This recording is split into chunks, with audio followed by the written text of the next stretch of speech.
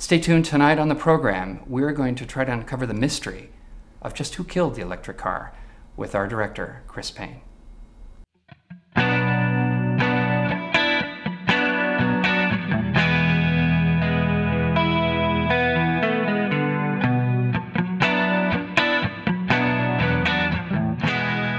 Now tell me, how did you become involved with this film, Who Killed the Electric Car? Well, I started off when I decided to lease one of these electric cars in 1997, I think it was.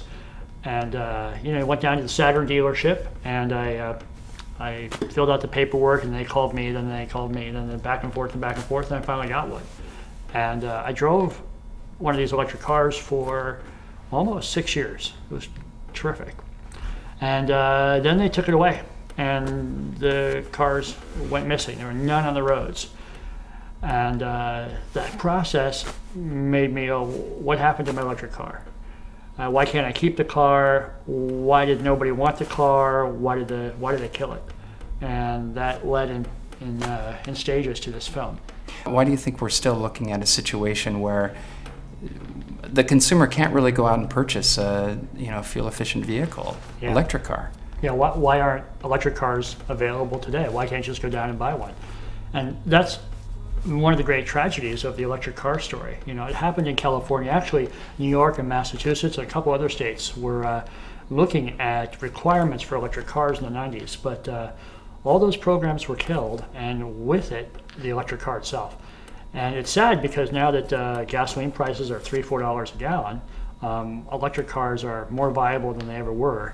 And sadly, none of the American car makers have any electric cars. In fact, almost no automakers have them. So our film kind of looks at, why did that happen? Why aren't electric cars here? Because we could use them. I think if California's law hadn't been changed by all these forces we talk about in our film, right now there could be 600,000 electric cars on the roads in California, and 1 million or more nationwide. Now let's talk about some of the scary aspects of driving a internal combustion engine. When you put gasoline in your car, what comes out of the tailpipe? I mean, what are we looking at in terms of carbon and other particulate matter that comes out of the tailpipe just from 1 gallon of gas? Well, that's a great question. The reason they had an electric car law in California was because of air pollution. And right now we're in Los Angeles, which has some of the worst air pollution in the world, certainly in the United States. And when you drive a car, every gallon of gas you burn puts 19 pounds of carbon dioxide into the air. The hydrocarbons, when they get burned, they combine with oxygen and they create a lot of carbon. So that's very bad for global warming. 19 pounds? 19 pounds for every gallon.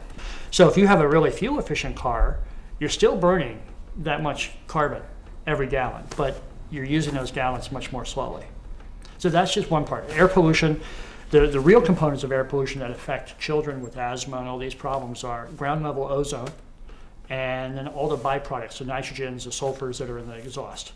Those are really toxic, and they've been cleaned up a lot thanks to cleaner fuels and things like this, but still, air pollution is a really serious problem. The big picture of the movie is why is the United States sort of stuck in this situation we are, where we're all driving these gas cars, our air pollution keeps getting worse, we're contributing to global warming.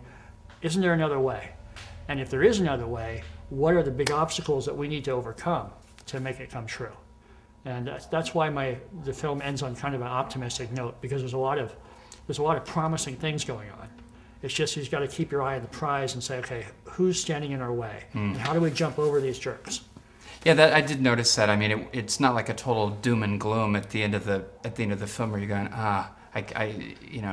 we might as well just pack it in. Right. Yeah. No, I think it's a little bit too easy to make a downer movie these days. The difference is between being naive and like, oh, it's all going to work out well, and being smart yet optimistic. So many people believe that the reason that auto companies don't like electric cars is that they make most of their money off the internal combustion engine, of oil and tune-ups and carburetor and all the things that the electric car doesn't have. So whenever you have something that threatens a really powerful business model, you're going to have opponents. And I think that's why the electric car story didn't even get out to very many people. And I hope that this film gets the story and the information out. That way people can go, oh, I get it. Because I remember there was always this thing about the battery and it wasn't safe. And the bigger story on safety for electric cars is the amount of money the oil industry spent trying to convince people that electric cars were dangerous. And the only thing that was really dangerous about the electric car was that it might keep you from buying oil. Well, do you have anything else to add about Who Killed the Electric Car? Well, I hope people go see the movie. Not just because we want it to be successful, but if car makers get the idea that people are serious about electric cars and are interested in this stuff, it'll be part of the change. So it seems like a little thing, but get the word out about the movie. Hopefully you don't have to steal it. You can actually go, pay to see it. But the big impetus is for us to get turned on to ways to live without oil, and that's what I want to do with the film. Nice. Well, thank you so much for joining us this evening. Yeah, thank you. This afternoon, whenever you're tuning into this thing, and we've been talking with Chris Paine. He's the director of Who Killed the Electric Car. And if you'd like more information, you have a website as well, right? Yeah, whokilledtheelectriccar.com. Whokilledtheelectriccar.com. Until next time, this is Mark Gordon. And I'm Chris Paine. And I'll see you center stage.